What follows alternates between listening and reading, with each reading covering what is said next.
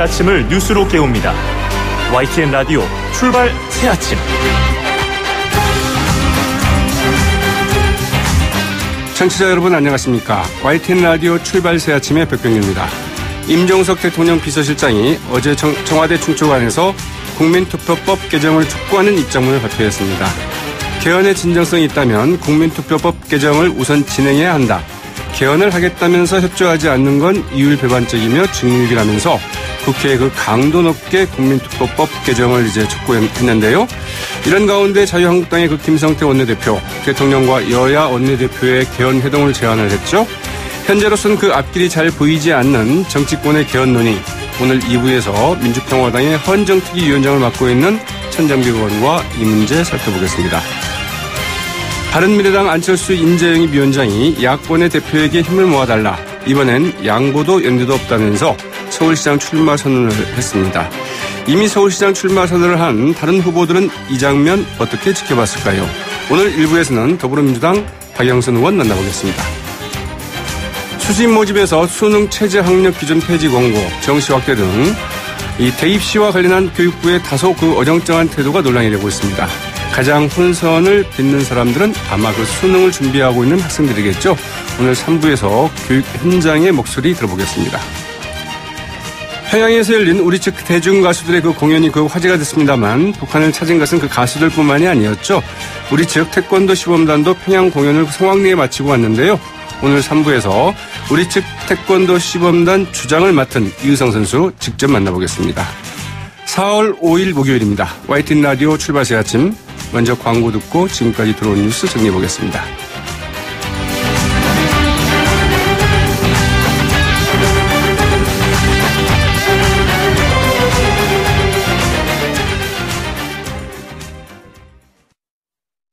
지금까지 들어온 뉴스 파이낸셜 뉴스 김성환 기자와 함께 짚어드리겠습니다. 안녕하십니까? 네, 안녕하십니까? 밤사이 들어온 소식이죠. 안희정 전 충남지사에 대한 구속영장이 또다시 그 기각이 됐습니다.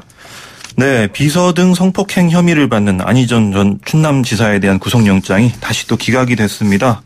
오늘 오전 1시 30분께 결과가 나왔는데요. 영장 전담 판사는 이 범죄 혐의에 대해서 다퉈볼 여지가 있다 이렇게 얘기를 했고요.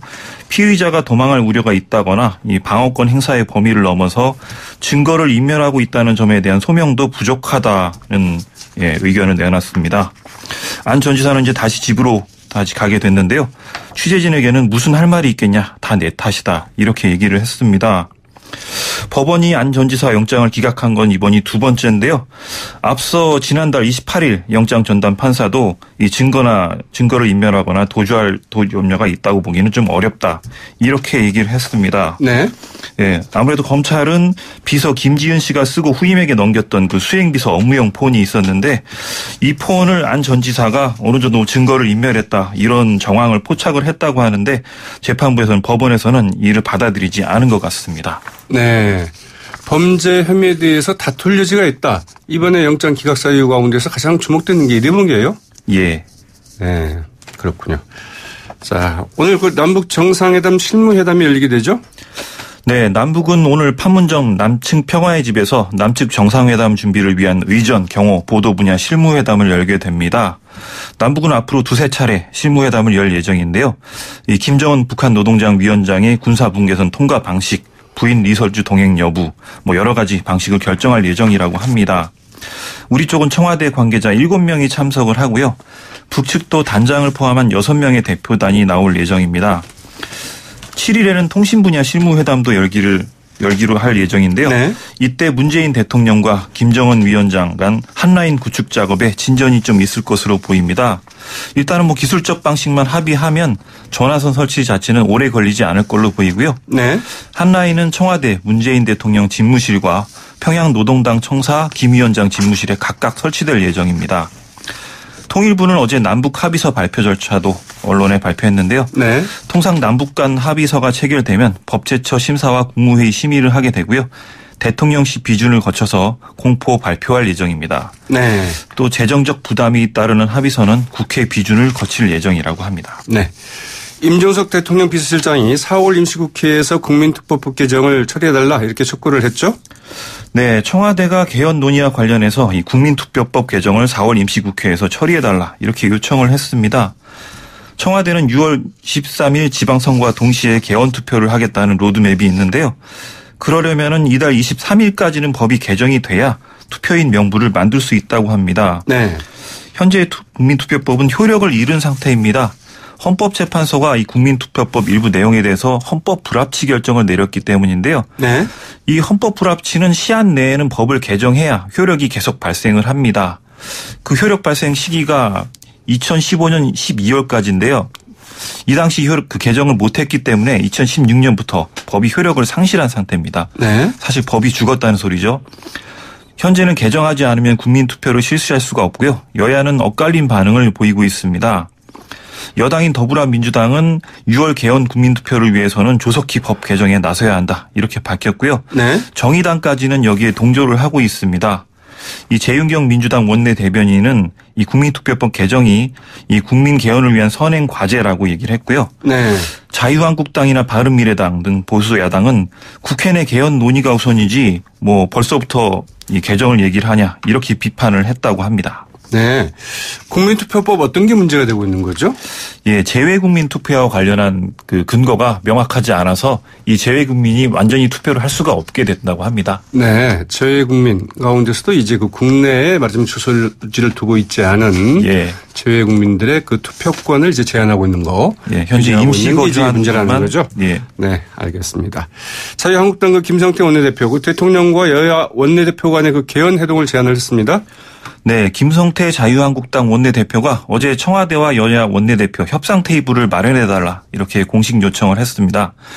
김 대표는 우원식 민주당 원내대표가 개헌 협상의 파트너로서 실질적 역할을 하는 데는 분명한 한계가 있다 이렇게 지적을 했고요. 네. 한번 여야 원내대표끼리 속 시원하게 끝장 토론을 해보자 청와대와 같이 뭐 이렇게 얘기를 했습니다. 정당이 만든 국회 개헌안도 현재까지는 한국당이 만든 것 하나밖에 없지 않냐 이렇게 주장을 했고요. 민주당은 대통령 개헌안을 껍데기만 갈아 끼웠다 이렇게 비난을 하기도 했습니다. 네. 최동욱 전 검찰총장 사찰에 박근혜 정부의 그 청와대가 개입했다지 이런 얘기들은 진즉부터 나왔는데 보다 네. 구체적인 내용들이 이번에 나오고 있습니까?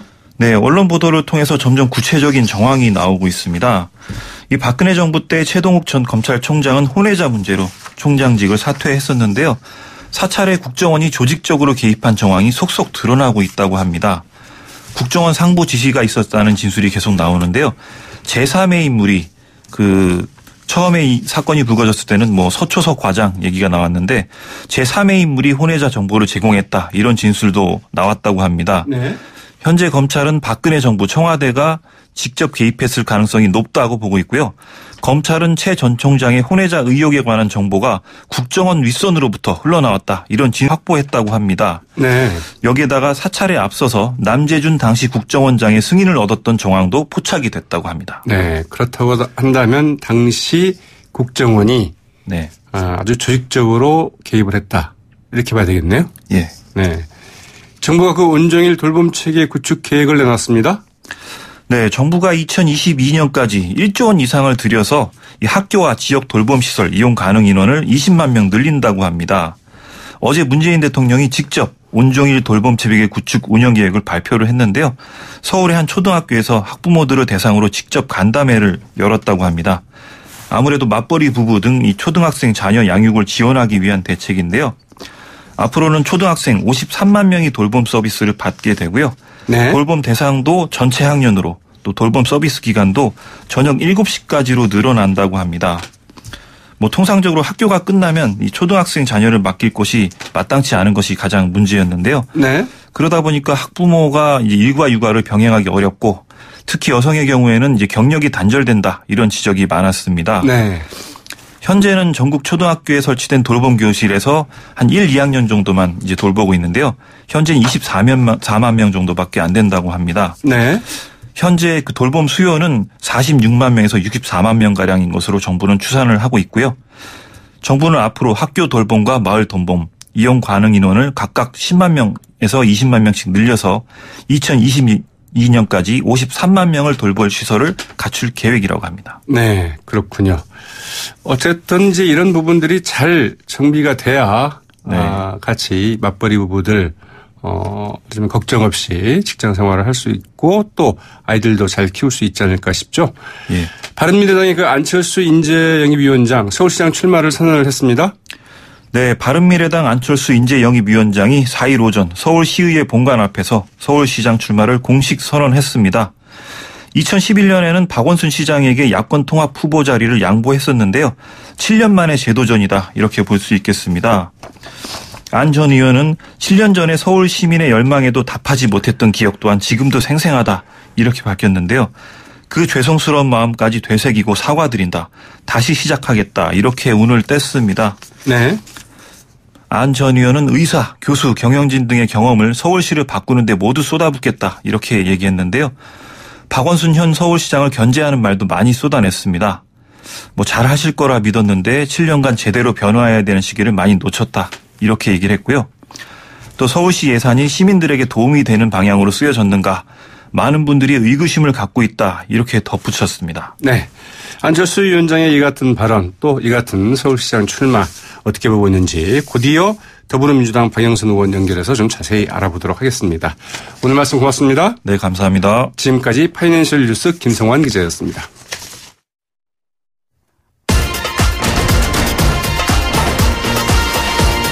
여러분이 지금 듣고 계신 주파수는 FM 94.5MHz입니다. YTN 뉴스 FM.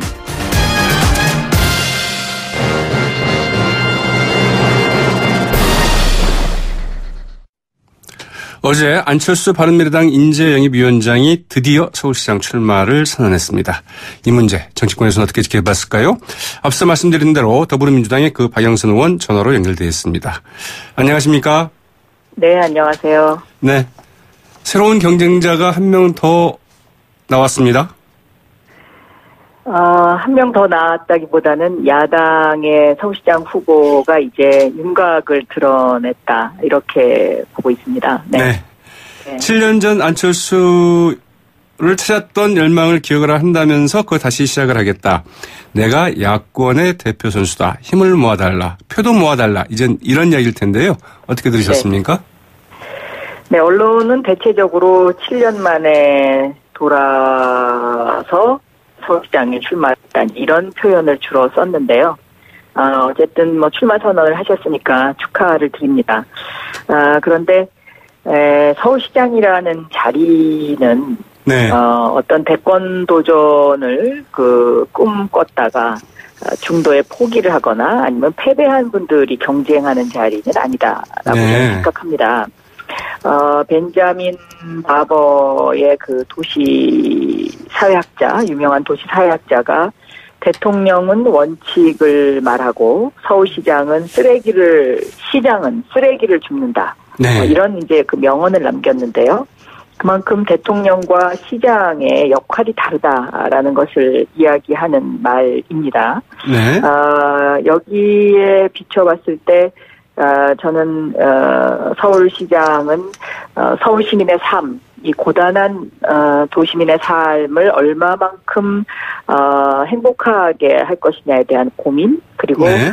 도시에 대한 이 도시를 어떻게 발전시키고 또 우리 도시가 지향해야 할 목표가 무엇인가에 대한 고민, 네. 이러한 축적의 시간이 필요한 사람이 나와서 서울시장을 해야 되는 것 아닌가, 저는 그렇게 생각하고 있습니다. 네.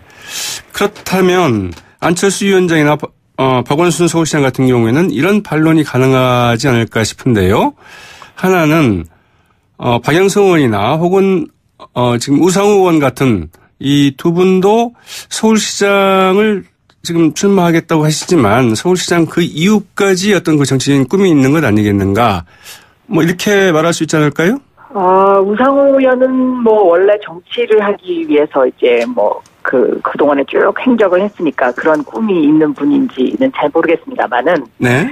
저는, 원래 도시지리학을 전공한 사람으로서, 제가 그동안에 생각했던, 서울의 미래, 또 앞으로 지금 서울의 현실, 이러한 네. 것들을 좀 변화시켜야 되는 그런 어떤 아주 굉장히 중요한 변환기에 와 있지 않는가 하는 그런 고민을 하고 있습니다. 네. 왜냐하면, 국제연구기관인 산업연구원에서 작년 12월 달에 그 보고서가 한 편이 나왔는데 네. 주제가 서울이 쇠퇴하고 있다라는 것입니다. 네.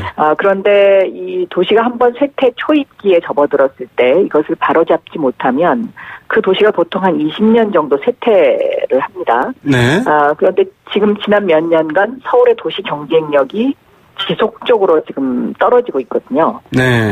그래서 지금은 대변환기이고 이런 도시에 대한 고민을 많이 했던 사람을 필요로 하는 네.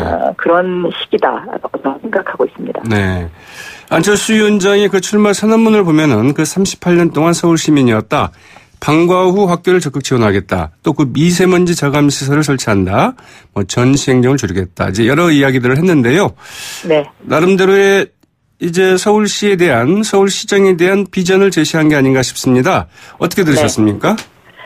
네, 어제 그 출마 선언문을 보면은요. 그 4차 산업혁명의 서울의 미래와 관련된 부분, 그 부분은 비교적 그 정리가 잘 됐다고 생각합니다. 저도 그 스마트 시티를 주제로 해서 네. 서울의 미래와 관련된 공약을 발표한 바가 있는데요.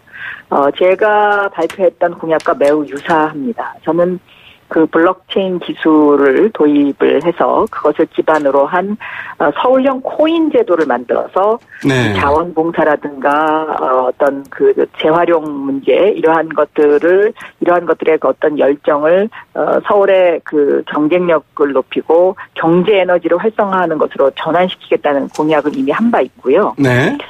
그리고 이제 로봇 소피아를 초청을 해서 자율주행차 앞으로 이제 다가올 서울의 미래에 관해서 이 부분도 한번 우리가 같이 고민했었습니다. 네. 그런데 미세먼지라든지 방과 후 학교 이제 이런 부분에 있어서는 구체적인 공약이 없어서 네. 서울의 지금 현재의 모습을 어떻게 바꾸겠다는 건지에 대한 것은 아직 구체적인 그림을 내놓지 못했습니다. 알겠습니다. 네. 네. 자, 어제 안철수 위원장이 또 이런 이야기도 했어요. 그 문재인 정부에 대해서 그 견제받지 않는 권력이다. 이런 표현도 했고요. 여당은 꿀먹은 벙어리다라는 이런 언급을 했는데, 여기는 어떻게 생각하시는지요? 뭐 야당의 입장에서야 그 비판을 하겠다라고 생각하면 요즘 그 비판의 어떤 정도가 네. 좀 현실적이지 못하다라고 저는 보고는 있는데요. 야당의 입장에서는 그런 이야기들을 얼마든지 할 수 있겠죠. 네. 네. 그나저나 그 박영선 의원께서 그 안철수 전 대표의 그 코스코 이사 임명 경위 그리고 코스코 이사장 재직 문제에 대해서 문제를 제기하지 않았습니까? 여기에 대해서 이제 그 바른미래당에서 이 꼴뚜기가 뛰니 그 망둥이도 뛴다. 이런 표현을 했어요.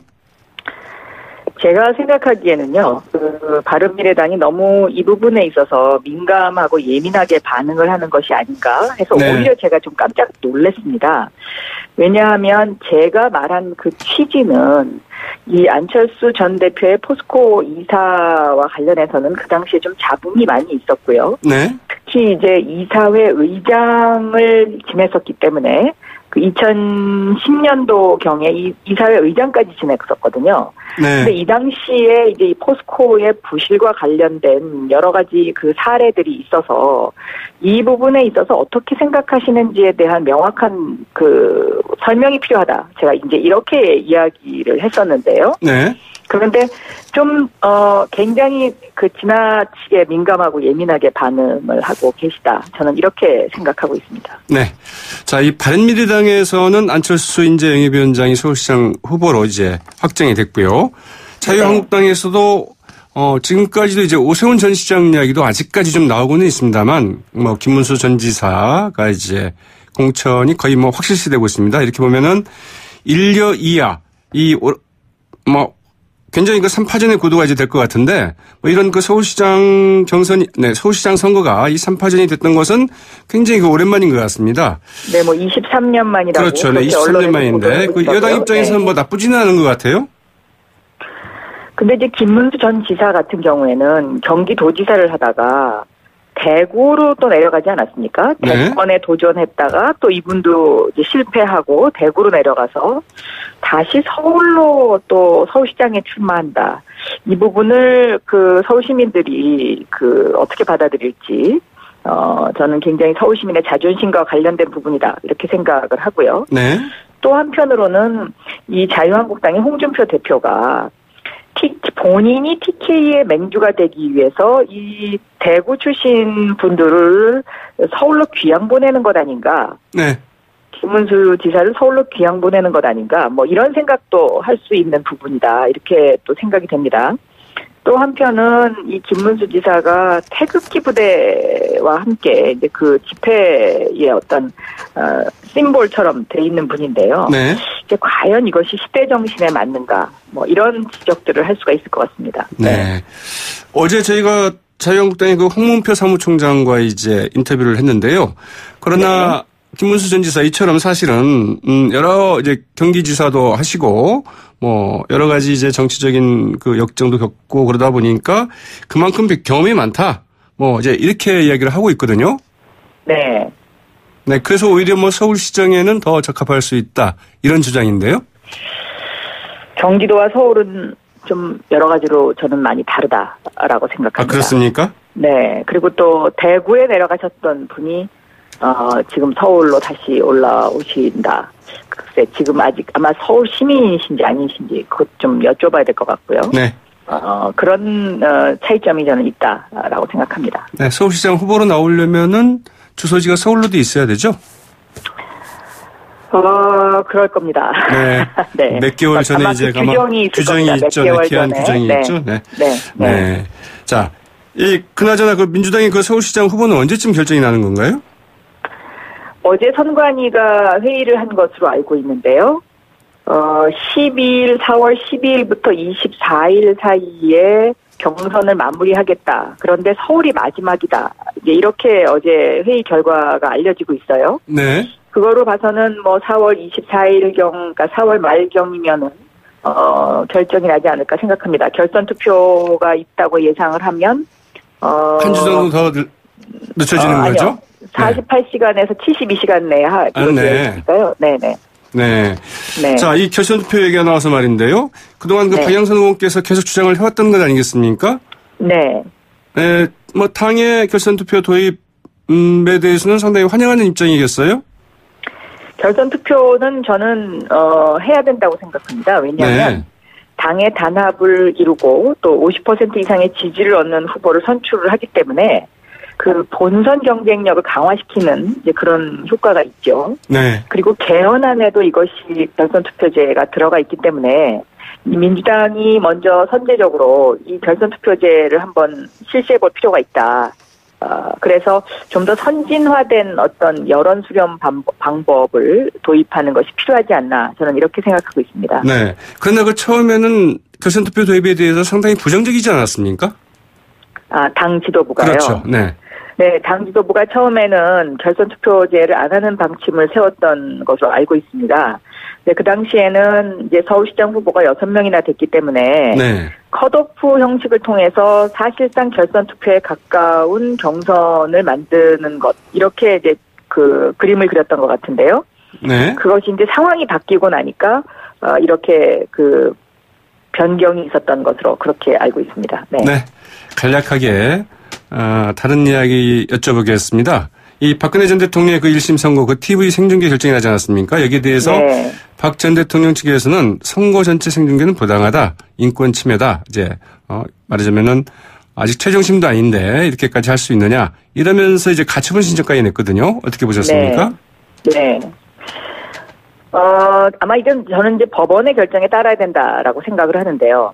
법원의 생중계 결정은 아마도 공공의 이익을 더 우선해서 내린 결정이다라고 생각을 합니다. 네. 그러니까 그만큼 국민들이 여기에 대해서 좀 더 확실하게 뭔가 투명한 과정을 지켜보고 싶은 거죠. 판결문 내용을. 그렇기 때문에 법원이 이 생중계 결정을 하지 않았나 싶습니다. 네. 네. 자, 오늘 말씀은 이제 여기까지 듣도록 하겠습니다. 네. 고맙습니다. 감사합니다. 네. 더불어민주당 박영선 의원이었습니다. YTN 라디오 출발새 아침 1부는 여기까지고요. 저는 잠시 후 2부에 다시 찾아오겠습니다. 소통의 아침을 여는 공정한 목소리 YTN 라디오 출발 새 아침. YTN 라디오 출발 새 아침 2부 순서 시작할 텐데요. 먼저 광고 듣고 오시겠습니다. 어제 임종석 대통령 비서실장이 개헌의 진정성이 있다면 국민투표법부터 개정해야 된다. 이렇게 이제 국회를 향해서 촉구를 했죠. 정치권에서는 이 문제 어떻게 보고 있을지 민주평화당의 천정배 헌정특위위원장 전화로 연결해 이야기 나눠봅니다. 안녕하십니까? 안녕하세요. 천정배입니다. 네. 어제 임종석 비서실장이 그 개헌을 하겠다면서 그 국민투표법 개정에 협조하지 않는 것은 이율배반적인 태도다. 국회의 직무유기다. 이렇게까지 이야기를 했습니다. 어떻게 들으셨습니까? 대통령이나 청와대 참모들에게 과연 개헌을 성공시키는 의지가 있는지, 그런 진지한 생각이 있는지 좀 의문이 듭니다. 네. 물론 개헌하려면 최종적으로 국민투표법도 고쳐야 합니다. 네. 그런데 그 이전에 국회가 의결을 해야 국민투표도 있는 것 아닙니까? 그렇죠. 그러면 이제, 국회 의결하는 데는 국회의 3분의 2가 필요한 거고, 그 3분의 2 이상의 찬성이 필요한 거고, 현실적으로 여당뿐만 아니라 자유한국당까지도 찬성을 해야만이 개헌이 된단 말이에요. 네. 그런데 지금 그동안 제가 늘 지적해 왔습니다만은 대통령이나 청와대 참모들이 또는 민주당의 수뇌부들이 자유한국당까지를 설득하려는 어떤 노력을 하고 있는지 그 점을 묻고 싶은 거지요. 네. 그래서 그 과거에 제가 그래서 뭐 헐리우드 액션이다 이런 말까지 한 적이 있는데요. 네. 그건 좀 거기까지는 아니더라도 뭔가 좀 이게 마치 국회 문제인 것으로 생각하는 건 형식 논리로는 맞을지 몰라도 네. 과연 청와대가 국회 각 정파를 설득하려는 어떤 노력을 하고 있는지 되묻고 싶습니다. 네. 그러나 이제 국민투표법 개정 문제는 헌재에서 헌법 불일치 판결을 한 지가 꽤 오래됐잖아요. 이건 굳이 뭐 개헌 문제가 아니라 하더라도 국회에서 뭐 당연히 좀 그동안 했어야 될 일 아닌가요? 그렇습니다. 그건 네. 뭐 국회가 국회라는 것이 결국 국회를 구성하는 여야가 같이 그것은 비난받아 마땅하는데요. 네. 문제는 이것을 청와대가 나서서 개헌과 연결해서 무슨 마치 국회에다 책임을 전가하는 태도는 옳지 않다고 봅니다. 네. 그리고 그것이 결국은 국회 내에서의 정쟁만 격화하는 거란 말이에요. 그러면 네. 헌법 개정은 더 어려워지는 거지요. 청와대에서는 어떻든 지난 대선 때, 지난해 이제 대선 때 각 당 후보들이 6월 지방선거와 함께 그 개헌 투표를 약속하지 않았느냐. 그렇다고 한다면 최소한 개헌 여부에 대해서는 아직도 그 국회에서 논의할 여지가 남아있다고 하니까 이를 위해서는 어떻든 국민투표법부터 개정해야 되는 것 아니냐. 뭐 이렇게 압박을 한다고 할까요? 뭐 이런 측면이 있지 않을까요? 이게 틀린 말은 아니죠. 네. 개정해야 합니다. 네. 국민투표법도 더 어려운 지금 개헌이 남아있는데, 어련히 예를 들어서 국회 안에서 각 자유한국당까지 포함하는 각 여야 각 정당들이 개헌에 합의한다면, 네. 개헌에 합의한다면 어련히 그때 국민투표법도 한꺼번에 처리되지 않겠습니까? 그것은 그러니까 하지 말자는 뜻이 아니라 네. 그것은 개헌의 어떤 의미에서 현재의 정국에서는 개헌과 함께 해야 될 부수적인 일입니다. 그리고 네. 그 문제는 더구나 그 위헌 결정이 나이기 때문에 네. 그건 안 고칠 수 없는 상황입니다. 그래서 네. 그것은 어찌 보면은 당연히 고쳐야 될 일이고요. 청와대가 압박하지 않더라도 고쳐질 일입니다. 그런데 네. 그래도 그것을 끌고 나와서 제 말씀의 초점은 개헌에 대해서 진지한 노력을 기울임이 없이 네. 뭐 다른 이야기만 한다든가 개헌 자체도 그냥 압박한다는 태도 가지고서는 아무리 그것이 옳다 하더라도 그것이 될 가능성은 없다는 걸 말씀드리고 네. 있는 겁니다. 지금 당장 이제 국민투표법이 필요한 것은 그 개헌 문제니까 일단 개헌에 대해서 여야가 어떤 출구를 마련을 할 수 있어야만 있으면 당연히 그때 가서는 국민투표법도 개정되지 않겠느냐 이제 이런 말씀이군요. 그렇습니다. 네. 자, 그렇다고 한다면 현재 그 국회 개헌 논의가 더딘 가장 핵심적인 원인 어떻게 보십니까? 저는 그 여야 거대 정당 두 군데가 다 문제라고 생각합니다. 네. 개헌 특위가 국회에 만들어진 것만 해도 1년이 넘었지 않습니까? 그런데 1년 동안에 오랜 논의가 있었습니다만은 사실은 민주당은 개헌에 관한 자기들 입장조차도 밝히지 않았어요. 네. 1년 이상이요. 그러다가 이제 청와대가 나서서 개헌을 발의하고 민주당은 그것을 추종하는 입장을 가지고 있는 것 같습니다. 네. 또 자유한국당도 불과 엊그제 지금 개헌안이라는 걸 발표했는데요. 결국 그것도 1년 동안 계속 미루기만 했고 자기 입장도 정리 안 한 상태로 왔단 말이에요. 그런 점에서 거대 양당이 다 책임을 통감해야 되겠지만 저는 더 큰 책임이 있다고 그러면 역시 정부 여당 측이라고 생각합니다. 네.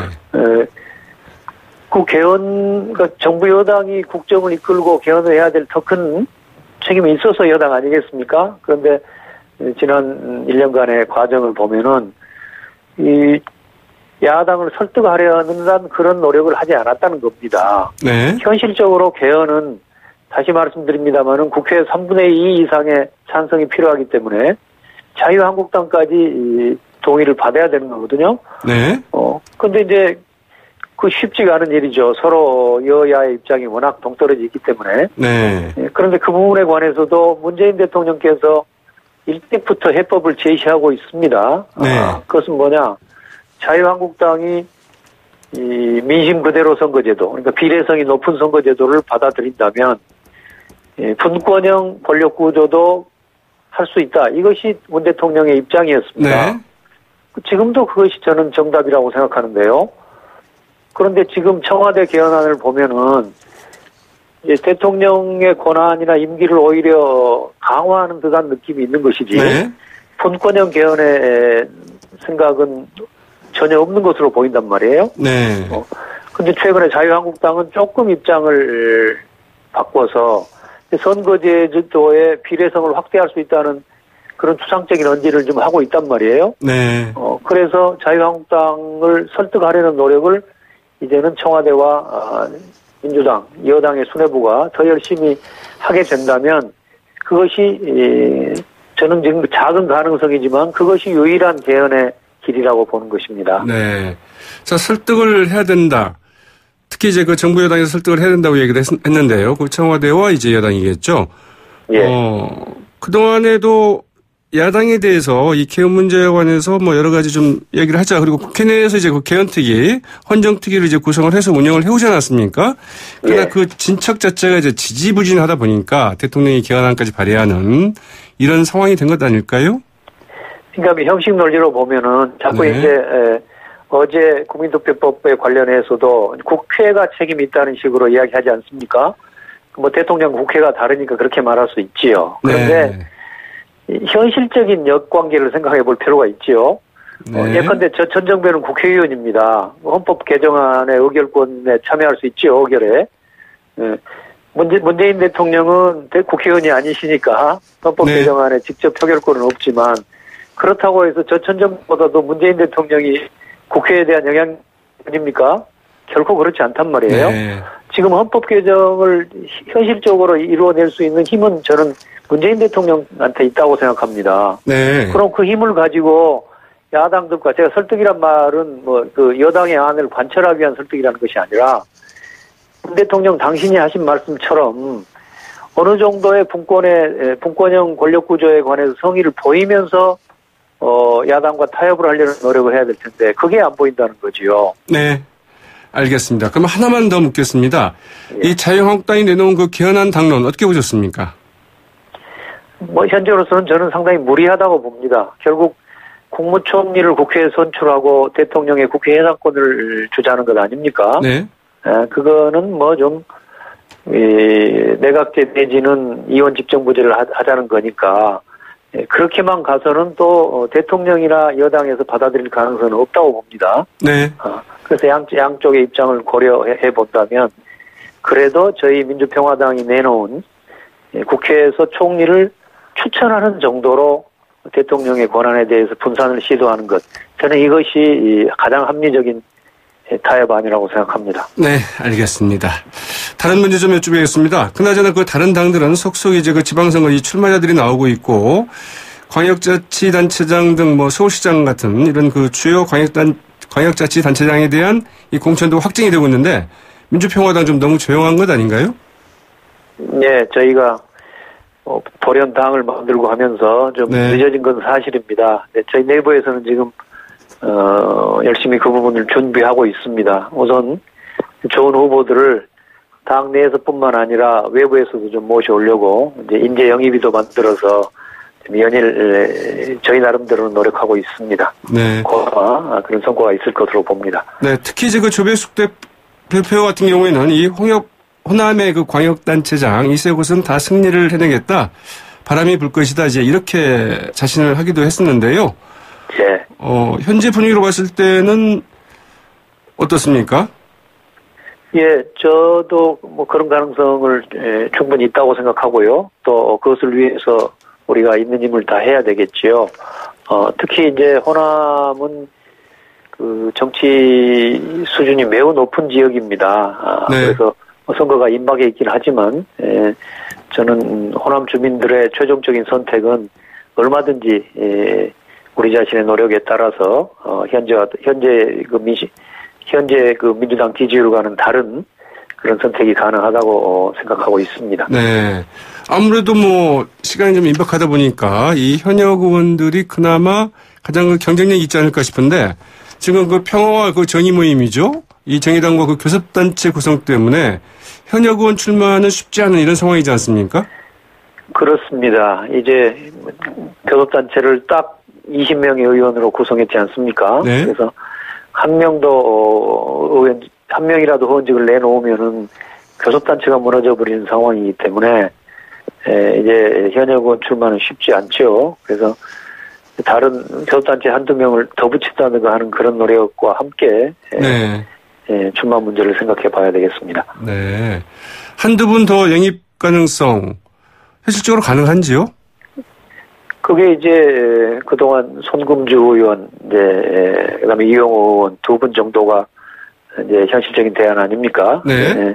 뭐 아직까지는 아직 뭐 성사는 안 됐습니다만은 많은 노력을 하고 있는 것으로 알고 있습니다. 네. 안철수 바른미래당의 그 인재영입위원장 어제 이제 그 서울시장 출마를 선언하면서요.